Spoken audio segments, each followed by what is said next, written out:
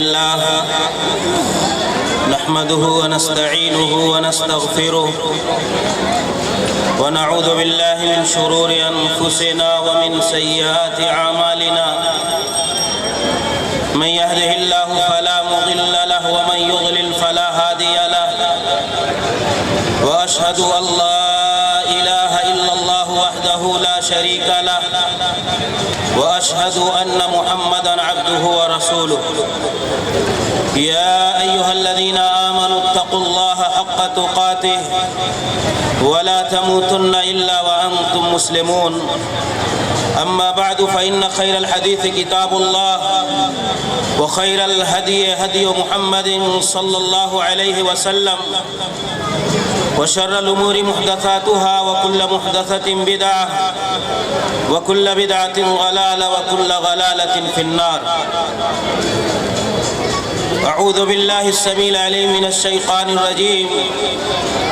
نحن نقص عليك نبأهم بالحق إنهم فتية آمنوا بربهم وزدناهم هدى.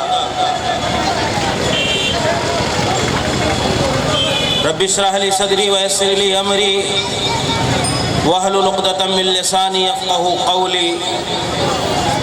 سبحانك لا علم لنا إلا ما علمتنا إنك أنت العليم الحكيم. رب ذوالجلال والاکرام کی حمد و ثنا اور نبی کریم صلی اللہ علیہ وسلم پر بے شمار درود و سلام نازل ہو. لائق صد احترام جناب صدر کانفرنس حفظہ اللہ، اسٹیج پر تشریف فرما قابل قدر علماء کرام، گرامی قدر حاضرین کانفرنس، اسلامی رشتے کی ماں اور بہنوں، قادے ولی اور ممبئی کے زندہ دل نوجوان دوستوں، پیارے بچوں، بہت ہی مختصر وقت میں آج کی اس عظیم الشان اور علمی دعوتی توحید کانفرنس کے اندر اپنے بیچ میں رہنے والے ایک اہم طبقہ نوجوانوں کے حوالے سے میں کچھ باتیں آپ کے سامنے رکھوں گا. اللہ رب العالمین سے دعا ہے کہ الہ العالمین ہمیں کتاب و سنت صحیحہ کی روشنی میں چند باتیں رکھنے کی اور آپ کو، ہم کو، سب کو عمل کرنے کی توفیق عطا فرمائے. دینی بھائیوں، محترم بزرگوں، میرے نوجوانوں، انسانی زندگی کے بنیادی طور پر 3 مراحل ہیں، اور ان تینوں مراحل میں ایک مرحلہ ہے بچپن کا، ایک مرحلہ ہے جوانی کا، ایک مرحلہ ہے بڑھاپے کا. اگر دونوں مرحلوں کو، تینوں مرحلوں میں بچپن اور پچپن یعنی بچپن اور بڑھاپے کے مرحلے کو نکال دیا جائے تو انسان کی زندگی کا سب سے بیش قیمتی مرحلہ، سب سے قابل توجہ مرحلہ اور انسانی زندگی کا سب سے اہم مرحلہ وہ مرحلہ شباب، جوانی کا مرحلہ.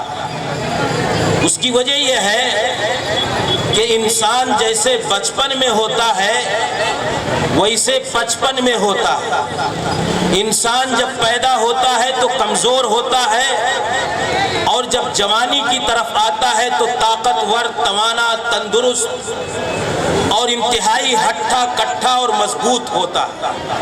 پھر اس جوانی کے بعد جب بڑھاپے کی طرف قدم رکھتا ہے تو پھر وہی بچپن کے اثرات اور بچپن کی کمزوریاں اور بچپن میں جو اس کے پاس اس کی جسمانی، علمی قوت اور نشاط کے اعتبار سے کمزوری تھی، بڑھاپے کے وقت میں لوٹ آتی ہے۔ قرآن کریم میں اللہ رب العالمین نے بیان فرمایا کہ اللہ الذی خلقکم من ضعف ثم جعل من بعد ضعف قوة ثم جعل من بعد قوة ضعفا وشیبا، کہا کہ انسان جب پیدا ہوا تو ناتواں تھا، اس کے بعد اللہ نے قوت، توانائی، جسمانی اعتبار سے، نشاط کے اعتبار سے، بدنی اعتبار سے، سوچنے اور سمجھنے کے اعتبار سے انسان کو اللہ نے طاقتور اور توانا بنا دیا۔ پھر کہا اللہ رب العالمین نے ثم جعل من بعد قوت ضعفا وشیبا، پھر انسان قوت کے بعد، مرحلہ شباب کے بعد پھر کمزوری کی طرف لوٹاتا۔ تو یہ میرے بھائیوں جوانی کا مرحلہ، میرے نوجوانوں، خاص طور سے غور کرنے کی چیز ہے کہ یہ بہت ہی توجہ کا قابل احساس مرحلہ ہے اور بہت ہی دھیان دینے کا مرحلہ ہے۔ اللہ رب العالمین نے کہا کہ جب انسان پیدا ہوتا ہے تو جاہل ہوتا ہے، اور جب بڑھاپے کی طرف دھیرے دھیرے ارذل عمر یعنی کھوسٹ بوڑھا ہو جاتا ہے، تو بھی وہ انسان لا علمی اور جہالت کی طرف بڑھتے چلا جاتا ہے۔ اللہ نے کہا کہ واللہ اخرجکم من بطون امہاتکم لا تعلمون شیئا، جب اللہ نے تمہیں تمہاری ماؤں کے پیٹ سے جنم دیا، پیدا کیا، روئے زمین پر تمہیں وجود بخشا، تو لا تعلمون شیئا، تمہارے پاس کسی چیز کا علم نہیں تھا، تم کچھ نہیں جانتے تھے، جاہل تھے۔ لیکن دھیرے دھیرے اللہ رب العالمین نے، آدمی نے علم حاصل کیا۔ جوانی کے مرحلہ آپ علماء کرام کو دیکھیے، محدثین کو دیکھیے، انبیاء کو دیکھیے، تابعین کو دیکھیے، ائمہ دین کو دیکھیے، سارے لوگوں نے جو بڑی سے بڑی کوششیں اور بڑا سے بڑا کارنامہ اور بڑے سے بڑے خدمات جلیلہ دیے اور پیش کیے انسانیت کے لیے، تو وہ ان کی جوانی کا مرحلہ تھا، جوانی کی عمر تھی میرے بھائیوں۔ تو اللہ نے کیا کہا؟ انسان جب پیدا ہوتا ہے تو جاہل ہوتا ہے، لا تعلمون شیئا۔ پھر اللہ نے کہا کہ جب آدمی بڑھاپے کی طرف جاتا ہے وَمِنْكُمْ مَنْ يُرَدُّ إِلَىٰ أَرْذَلِ الْعُمَرِ لِكَيْ لَا يَعْلَمَ بَعْدَ عِلْمٍ شَيْئًا، اللہ نے کہا کہ جب انسان بڑھاپے کی طرف قدم رکھتا ہے تو اس بڑھاپے کی طرف جاتے ہوئے دھیرے دھیرے اس کا علم غائب ہو جاتا ہے۔ تو میرے بھائیوں کہنے کا مطلب یہ ہے، میری بنیادی میرا مقصود یہ ہے، بنیادی بات یہ ہے کہ یہ جوانی کا مرحلہ میرے نوجوانوں، یہ قوت کا مرحلہ ہے، شباب کا مرحلہ ہے، توانائی اور طاقت کا مرحلہ ہے، نشاط اور سرگرمی کا مرحلہ ہے، امنگ اور جذبے کا مرحلہ ہے، کچھ کر گزرنے کا مرحلہ ہے، یہ علم کے جمع اور اکٹھا کرنے کا مرحلہ ہے، انسانیت کی فلاح و بہبود کے لیے کچھ اہم ترین خدمات پیش کرنے کا مرحلہ ہے۔ اس لیے ضروری یہ ہے کہ ہم اس جوانی کے مرحلے کی قدر کریں۔ نبی کائنات صلی اللہ علیہ وسلم نے اسی لیے حدیث پاک کے اندر بیان فرمایا کہ 5 چیزوں سے پہلے غنیمت سمجھو۔ اس میں 2 چیزوں کی طرف صرف اشارہ کروں گا میرے نوجوانوں۔ اللہ نے کیا کہا؟ اقتنم اللہ کے نبی نے فرمایا خمسن قبل خمسن حیاتک قبل موتک، اپنی زندگی کو اپنی موت سے پہلے غنیمت سمجھو، اپنی زندگی کو اپنی موت سے، وفات سے پہلے غنیمت سمجھو، یعنی اس کا استعمال کر لو، اس کی حیثیت کو جانتے ہوئے اس کی قدر و منزلت کا لحاظ رکھو اور ناجائز لہو بے مقصد لا یعنی امور میں صرف اور برباد نہ کرو، اپنی زندگی کو اپنی موت سے پہلے غنیمت سمجھو۔ پھر کیا کہا؟ اللہ کے نبی نے 5 چیزیں بیان فرمائی، وقت کم ہے میں سب کی طرف نشاندہی نہیں کروں گا۔ دوسرا کیا کہا اللہ کے نبی نے؟ شبابک قبل حرمک، اپنی جوانی کو اپنے بڑھاپے سے پہلے غنیمت سمجھو۔ میرا کوئی بھائی میرے اس سوال کا جواب دے کہ کیا زندگی کے اندر جوانی داخل نہیں؟ اللہ کے نبی نے کہہ دیا اپنی زندگی کو موت سے پہلے غنیمت سمجھو، تو کیا زندگی میں جوانی نہیں ہے؟ جوانی کا مرحلہ داخل نہیں ہے کیا؟ اسپیشلی خاص طور سے الگ سے ذکر کرنے کا مقصد کیا ہے؟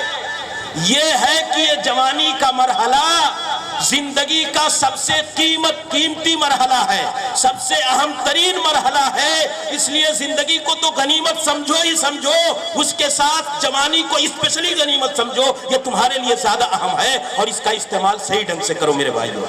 اسی لیے عبداللہ ابن مسعود کی ایک روایت ہے، اللہ کے نبی صلی اللہ علیہ وسلم نے بیان فرمایا کہ قیامت کے دن لا تزول قدم ابن آدم من عند ربه يوم القیامہ حتی یسأل عن خمس وفی روایہ حتی یسأل عن اربع.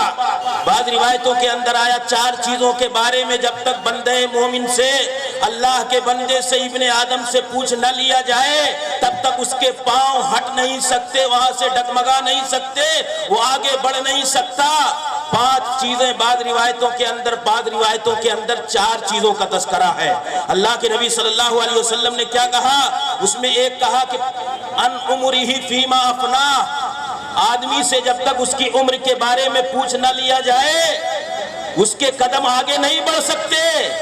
پھر اس میں اللہ کے نبی نے الگ سے کیا کہا؟ وَعَنْ شَبَابِهِ فِيمَا أَبْلَاهُ. میرے نوجوانوں غور کرنے کی دعوت میں دے رہا ہوں، دعوت فکر و عمل آپ کو دینا چاہتا ہوں کہ یہ جوانی کا مرحلہ جو آج ہمارا نوجوان ضائع اور برباد کر رہا ہے، یہ اپنی زندگی کا بیش قیمتی اور اہم ترین مرحلہ لایانی، لوح اور بے مقصد اور اسلام سے بیزاری اور دین بیزاری میں صرف اور ضائع اور برباد کر رہا ہے.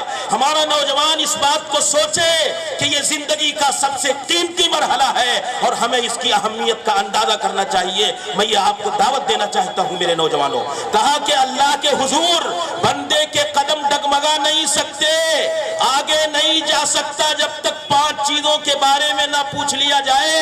سب سے پہلا عن عمرہ فیما افناہ، اپنی عمر کہاں گوایا اس نے. پھر دوسری بات کیا کہی؟ وَعَنْ شَبَابِهِ فِيمَا أَبْلَاهُ. میرے بزرگوں، میرے نوجوانوں، میرے اس سوال کا جواب آپ پھر دے دو کہ کیا عمر کے اندر جوانی داخل نہیں ہے؟ عمر کے اندر جوانی داخل نہیں ہے، لیکن الگ سے شباب کے بارے میں سوال کرنے کا کیا مطلب یہ ہے کہ جب مولوی حدیث سنائے گا تو تھوڑا سا جا کر کے کسی بوڑھے سے پوچھ لینا کہ جوانی اور بڑھاپے میں فرق کیا لگ رہا ہے، جوانی کے جذبات کیسے تھے، جوانی کی امنگیں کیسی تھیں، جوانی کے نشاط اور سرگرمیاں کیسی تھیں، جوانی کے اندر تمہاری قوت اور توانائی کا لیول اور معیار کیا تھا، وہ جا کر کے بوڑھے سے پوچھ لینا. اس لیے اسپیشلی تم کو کہا گیا کہ جوانی خاص طور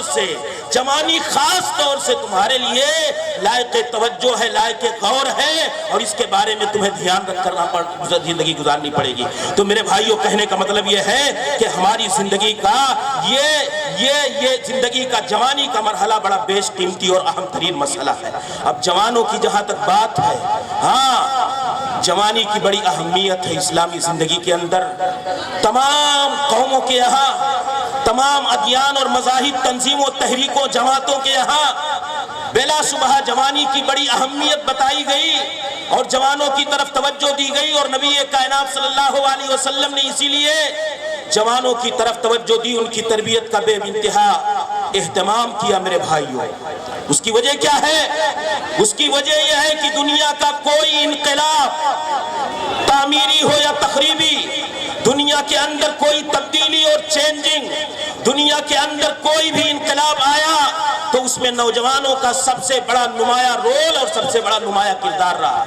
پوری تاریخ شاہد ہے اس بات پر کہ کوئی بھی انقلاب رہا ہو، چاہے وہ تعمیری ہو یا تخریبی، چاہے وہ انسانیت کے فلاح کے حق میں ہو، چاہے وہ انسانیت کی خرابی اور فساد کے حق میں ہو، نوجوانوں نے بڑھ چڑھ کر کے اس میں حصہ لیا ہے اور اپنی زندگی کا یہ بیش قیمتی مرحلہ اس کے اندر گوایا ہے. میرے بھائی، اس لیے جوانوں کی طرف توجہ دینا بے انتہا ضروری ہے. میرے بھائی، جوانوں کی اہمیت کو سمجھنا بے انتہا ضروری ہے، اور جوانوں کی حیثیت کو سمجھ کر کے ان کا استعمال کرنا بے انتہا ضروری ہے. اور جوانوں کے لیے ضروری ہے کہ وہ اپنے مقام، اپنی حیثیت، اپنے مرتبے کو سمجھیں.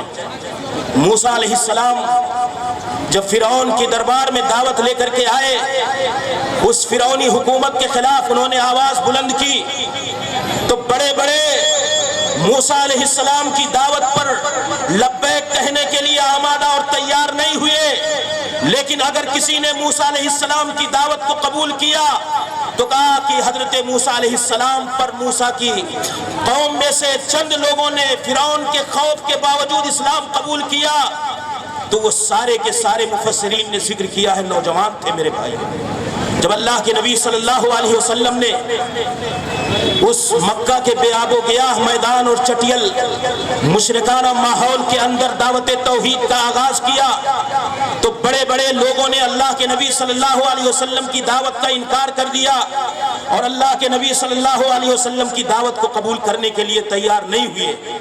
لیکن اگر کسی نے اللہ کے نبی صلی اللہ علیہ وسلم کی دعوت پر لبیک کہا تو وہ نوجوانوں کی جماعت تھی.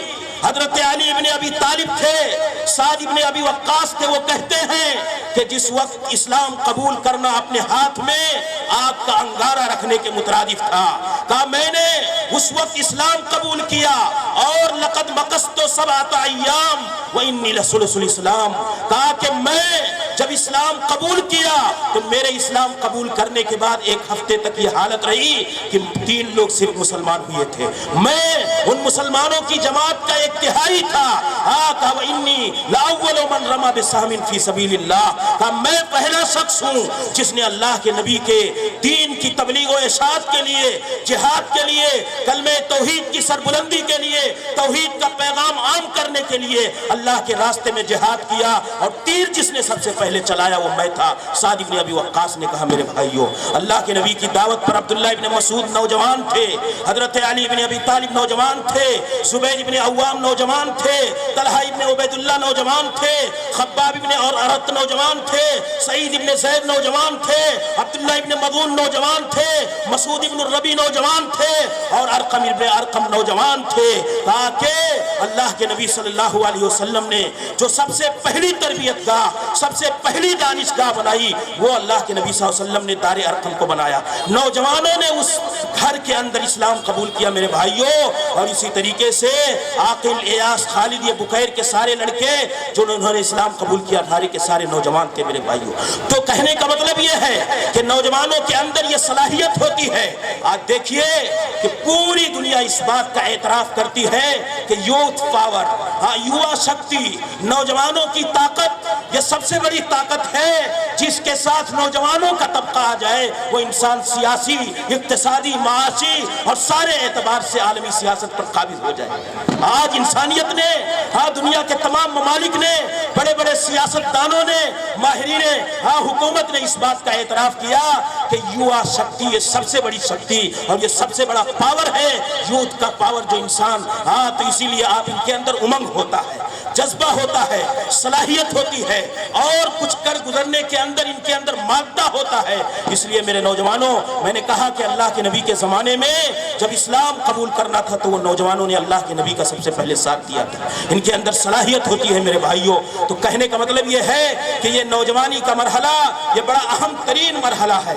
لیکن آج آپ دیکھیے حضرت یوسف علیہ السلام, حضرت یوسف علیہ السلام جب عزیز مصر کی بیوی نے انہیں دعوت گناہ دیا اور کہا کہ اے یوسف اگر تم نے ایسا نہیں کیا تمہیں جیل کی سلاخوں میں زندگی گزارنا پڑے گا. مفسرین نے ذکر کیا کہ حضرت یوسف کو جب دعوت گناہ دیا گیا تو ایک گناہ کے اسباب و عوامل جتنے سارے ہونے چاہیے وہ حضرت یوسف کے اندر موجود تھے. جوان تھے, اجنبی تھے, غلام تھے اور دوسری بستی میں رہنے والے تھے, کہا وہ کر سکتے تھے گناہ. لیکن حضرت یوسف نے جیل, میرے نوجوانوں, حضرت یوسف نے جیل کی سلاخوں کی زندگی کو گوارا کیا. لیکن کہا کہ عزیز مصر کی دعوت پر میں عزیز مصر کی بیوی کے دعوت گناہ پر لبیک کہنے کے لیے تیار نہیں ہو سکتا. اور یہی نہیں, جب ان کو اس گناہ نہ کرنے کی سزا میں جیل کی زندگی میں صعوبتیں گزارنے پر مجبور کر دیا گیا تو حضرت یوسف علیہ السلام کو دیکھیے اس قید خانے کے اندر بھی, توحید کانفرنس کے اندر میرے نوجوانوں, حضرت یوسف علیہ السلام کو دیکھیے اس قید خانے کے اندر انہوں نے دعوت دی اور اعلان کیا یا صاحب السجن ارباب متفرقون خیر ام اللہ الواحد القہار. اس قید خانے کے اندر ایک جوان نے اپنی زندگی کو دعوت توحید میں گزارا میرے نوجوانوں. حضرت یوسف علیہ السلام تھے. حضرت ابراہیم نے جب بڑے بڑے بتوں کو توڑا تھا تو کیا تھے وہ, جوان تھے. لوگوں نے کہا قالوا سمعنا فتى یذکرہم یقال له ابراہیم. ایک جوان ہے اس بستی کا, ایک جوان ہے اس بستی کا جسے ابراہیم کہا جاتا ہے, اس نے یہ معبودوں کا حاصل کیا. میرے حضرت ابراہیم کے بیٹے حضرت اسماعیل خلیل اللہ علیہ الصلاۃ والتسلیم نے جب اپنی جان کا نذرانہ، اپنی جان کی قربانی راہ الہی میں پیش کر دی تو کیا تھے وہ؟ بوڑھے تھے؟ بچپن میں تھے؟ کیا تھے میرے نوجوانوں؟ اللہ رب العالمین نے کہا فَلَمَّا بَلَغَ مَعَهُ السَّعْيَ، جب حضرت اسماعیل ذبیح اللہ ابراہیم خلیل اللہ کے بیٹے جوان ہو گئے، دوڑنے لگے، تو اللہ نے کہا حضرت ابراہیم کو خواب میں دکھایا۔ ابراہیم نے آ کر کے بیان کیا، کہا کہ یا بنی انی ارا فی المنام انی اذبحک فانظر ماذا تری، کہ اے پیارے بیٹے، ہاں آج نوجوانوں کے بگاڑ کی ایک وجہ یہ بھی ہے کہ ہمارے والدین اپنی ذمہ داری نہیں سمجھتے، تربیت جیسی کرنی چاہیے ویسی نہیں کرتے۔ حضرت اسماعیل ذبیح اللہ کو مخاطب کرنے کا انداز دیکھیے کتنا بڑا کام۔ یا بنی انی ارا فی المنام، اے بیٹے میں نے خواب کے اندر دیکھا ہے، انی اذبحک، میں تمہیں ذبح کر رہا ہوں، فانظر ماذا تری، تمہاری کیا رائے ہے، تم کیا کہہ رہے ہیں؟ دیکھیے کتنا پیارا انداز۔ یا بنیا، عربی کے جاننے والے جانتے ہیں کہ یہ بڑا پیارا اور نرالا اسلوب، منفرد اسلوب کہ یا بنیا، اے پیارے بیٹے، انی اذبحک فانظر ماذا تری، غور کر کے بتاؤ آپ کی کیا رائے ہے۔ کہا یا ابتی، جواب دیکھیے، جواب دیکھیے، یا ابتی، اے ابو جان، اے پیارے ابو، افعل ما تؤمر، جو رب کریم کا آرڈر اور حکم کر ڈالیے، ستجدنی انشاءاللہ من الصابرین، اگر اللہ نے چاہا، اگر اللہ نے چاہا تو آپ مجھے صبر کرنے والوں میں سے پائیں گے۔ یہ جواب تھا حضرت اسماعیل ذبیح اللہ کا۔ ہاں ایک سوال کا جواب دے دیجئے آپ۔ اسماعیل ذبیح اللہ جوان ہوئے تھے، ابراہیم نے یہ نہیں کہا کہ اللہ کا حکم ہوا ہے بیٹے، جو نبی خواب دیکھتا ہے وہ سچا ہوتا ہے۔ ابراہیم نے خالی یہی کہا آ کر کے علیہ السلام کہ اے بیٹے میں نے خواب میں دیکھا ہے۔ بیٹے نے پوچھا نہیں کہ ابو جان یہ خواب میں دیکھنے سے آپ ہماری جان قربان کر دیں گے۔ بیٹے کو معلوم تھا یہ میرا باپ نبی ہے، ابراہیم نے سکھایا تھا کہ بیٹے نبی کا خواب سچا ہوتا ہے اور میں نے خواب میں دیکھا ہے، اس لیے اسماعیل ذبیح اللہ نے پوچھا نہیں۔ اور تواضع دیکھیے، انداز دیکھیے، انشاءاللہ جان کا نذرانہ اللہ کے راستے میں پیش کر رہے ہیں، اور کہا اگر اللہ نے چاہا تو مجھے آپ صبر کرنے والوں میں سے پائیں گے۔ ہاں من الصابرین بہت بڑے بڑے گزر چکے ہیں۔ اسی کو علامہ اقبال نے لکھا کہ یہ فیضان نظر تھا یا مکتب کی کرامت تھی، یہ فیضان نظر تھا یا مکتب کی کرامت تھی، سکھائے کس نے اسماعیل کو آداب فرزند۔ میں کہتا ہوں کہ یہ فیضان نظر بھی تھا اور مکتب کی کرامت بھی تھی۔ اسماعیل علیہ الصلاۃ والتسلیم کی تربیت ابراہیم خلیل اللہ نے ایسے کی تھی کہ ابراہیم کو پوچھنے کی گزارش نہیں، پوچھنے کی گنجائش نہیں ہوئی کہ ابراہیم سے پوچھا جائے کہ آپ نے خواب میں دیکھا ہے، اور اس طرح کی تعبیر کا استعمال ایک نوجوان بچے کی طرف سے کیا جائے۔ تو میرے نوجوانوں، کہنے کا مطلب یہ ہے، یہ تو قرآنی نوجوانوں کی مثال ہے۔ سورہ کہف کے ان نوجوانوں کو آپ پڑھتے ہیں، انہم فتیۃ، ہاں وہ نوجوان کون تھے؟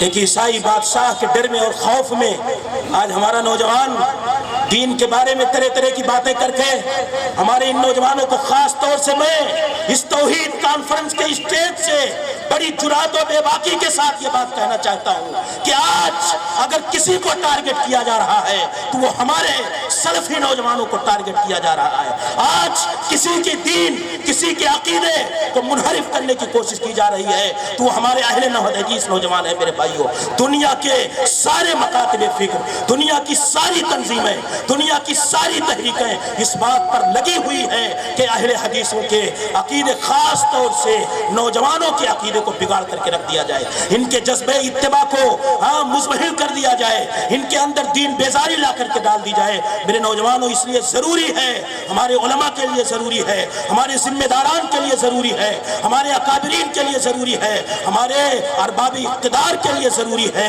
کہ وہ اس چیز کو سمجھیں اور نوجوانوں کی طرف توجہ دیں، ان کے بچاؤ کا سامان کریں۔ میرے بھائیوں، میں عرض کر رہا تھا، یہ قرآن کریم وہ صحابہ کہف گار والے بیچارے عیسائی بادشاہ جب وہ شرک سے لڑنے کے لیے آمادہ ہو گئے اور توحید پر عمل پیرا ہونے کے لیے ان کے لیے کوئی راستہ نہیں بچا تو وہ بیچارے جا کر کے غار میں چھپ گئے۔ آج ہمارے نوجوان کہتے ہیں نا میرے بھائیوں، کوئی تنظیم نہیں بنائی انہوں نے، کوئی تحریک نہیں چلائی انہوں نے، کوئی بم بلاسٹ نہیں کیا انہوں نے، کہیں جا کر کے خود کش حملے نہیں کیے، بیچارے جا کر کے وہ کھڑے ہو گئے، قاموا ربنا رب السماوات والارض لن ندعو من دونہ الہا لقد قلنا اذا شططا، کہا کہ ہمارے ضمیر میں یہ بات نہیں آ سکتی کہ ہم اللہ کے ساتھ کسی کو پکاریں، کسی کو بلائیں، اور وہ بیچارے مجبور و لاچار ہو کر کے جا کر کے غار کے اندر چھپ گئے۔ صبر کیا انہوں نے میرے بھائیوں، ان کی آزمائشوں پر، اس وقت کی حکومت کی پریشانیوں پر انہوں نے صبر کا مظاہرہ کیا۔ تو یہ قرآنی نوجوان تھے صحابہ میں میرے بھائیوں، بے شمار نوجوان ہیں، بے شمار میں ذکر کرنا چاہتا تھا کہ کچھ مثالیں آپ کے پاس ذکر کروں گا۔ کہ جنگ کے مواقع ہو تو دیکھیے آ کر کے مقابلہ کرتے ہیں کہ ہم کو باری مل جائے، ہم کو باری مل جائے۔ کتنے غزوات کے مواقع پر صحابہ کرام کو کہا گیا استسخر فلان و فلان، فلاں آدمی چھوٹا ہے، جاؤ اس کو واپس کر دو۔ وہ بیچارے جنگ میں جانے کی اتنی آرزو اور تمنا ہوا کرتی تھی۔ ایک مرتبہ سمرہ ابن جندب اور رافع ابن خدیج آئے، جنگ میں شریک ہونے کا جذبہ دیکھیے میرے بھائیوں۔ کہا کہ آئے اور دونوں کو پیش کر دیا گیا جنگ میں شریک ہونے کے لیے۔ رافع ابن خدیج کے بارے میں کہا گیا کہ یہ بہت اچھے تیر انداز ہیں، اللہ کے نبی صلی اللہ علیہ وسلم نے انہیں اجازت دے دی۔ سمرہ ابن جندب جا کر کے رونے لگے اپنے والد کے پاس اور کہا کہ اللہ کے نبی نے رافع ابن خدیج کو اجازت دے دی اور ہمیں واپس لوٹا دیا۔ وہ اللہ کے نبی صلی اللہ علیہ وسلم کے پاس آئے اور کہا اللہ کے نبی دونوں میں مقابلہ کروا لیجئے، جو جیت جائے اس کو بھی داخل کر لیجئے۔ دونوں میں مقابلہ ہوا، لڑائی ہوئی۔